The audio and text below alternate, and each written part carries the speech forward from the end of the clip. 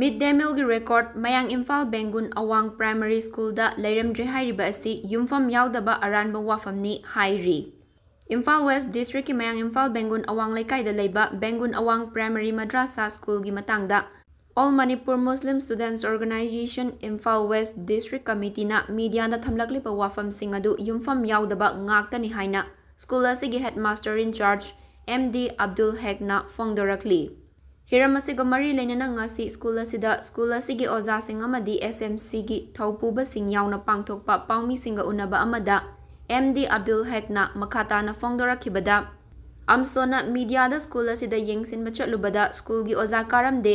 mahairoi singi midday meal mahairoi singda pizadana school gi headmaster na sizinaduna leire amadi amsogi thongmi singda headmaster gi maikaidagi kihan khanganba chathare haikibadu aranbani School asida mahairoi singi midday meal su leptana pizari ngasi maksu school asigi mahairoi sing chakadum pizari maramasina amsogi maikaidagi masagi khudong chaba khara launaba hotnaba maru oina school semgat sagatpagi thabakta makoina yausin ningbagi mingda thabak tawrakpa asi tawbiganu karigumba amsona school asibu thamoi sengna nungsibirabadi school asida lakpiduna oza singamadi SMC ga punna faminaduna thabak tawminasi haina fongdok Tarikun thoida isugi angang sing school inspection lai ada mahoina akoi di school gi che sang sing mahoina yenge photo kape hai aina matam da aina school gi office ki aya ba yauduna che sang photo kapa yaro haibadagi mahoina tarikun mangada akoi bo mafam amada kau obasida akoina ai minute sidi asiana yaubadagi ai chatkidre adagi moina telephone ji pangdong torpudi aidi ma khara labna leire asiana yaubadagi adaga aidi staff gi oja mogi telephone do torkibuni adi moina su miss call pangtong do torki adi aina moina pangdong torpudi ai oja do da haining manoina wado do maira o aidi staff do da haibuni adagi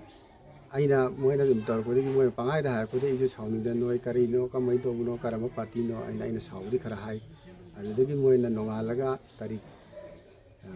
ngarang tai kuntur ta moi laga moina school gi midday meal gi adugi adagi che sang piu hai egina adudi mafam matam chana office ke ya yawarga I puthoke hai matam dudagi moina koi press media tawni khokani hai adudi koi tofam topati midday meal gi kari gi garagi gi office ki pifam topa tofam topai koi dum tawi hangu lekai sida angang gi lari pi adagi SMC ki members sing dum mafam tana mafam matam chana dum hangiyo moi gi dress angang gi dress pi rol pi midday meal phajana tawbi khoi kasida adida kai bu kasu thorako leite aduga moina khoida landa hena hajan wadi masi laibuk thibani angang sing na hena over to budi masi oja sing sing su sakini SMC sigi members sing sisu moi sakini laitaba satra si ujikti satra si aina satra masing ujikti yam masing yam budi oide angang kun kunthra dage hena leite maramdi angang singi apar to bulina ujikti private school da masing yamna nachakiba oigina angang sing yamna heavy oibudi oide makhoida aina makhoina ingona kanna pressure tormasi school building construction gi se sang piu se sang thakibudu piu haibadagi aina agi manak nakpa members amada school gi member SMC gi member amana magi department da tanage habadagi mana pai gi habadagi moina adu che sang puro athu da adu haraga kan nai ngonda pressure tawran adu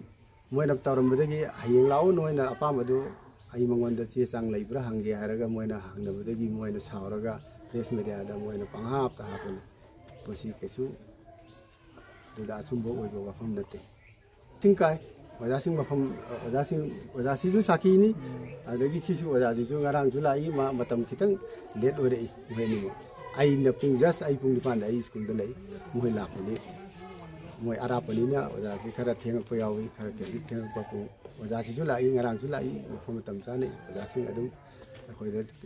lakta te ara pagi khara theng do theng khara na tan la tai karim ta lai khoi da ho bam ta lai ngang sing ki pepa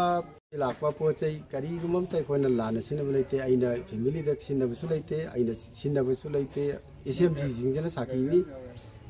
guardian sing da sakini guardian sing da loina madugi वाले दोल Mohan loan खांग मंगातनी अखोई दा करीगुम्बा अमता लेते मखोइना लोइना खांग मंगातनी एना कैसु लाना सिन्नबा अमता लेते office की आराम पोचे अमता सिन्नब लेते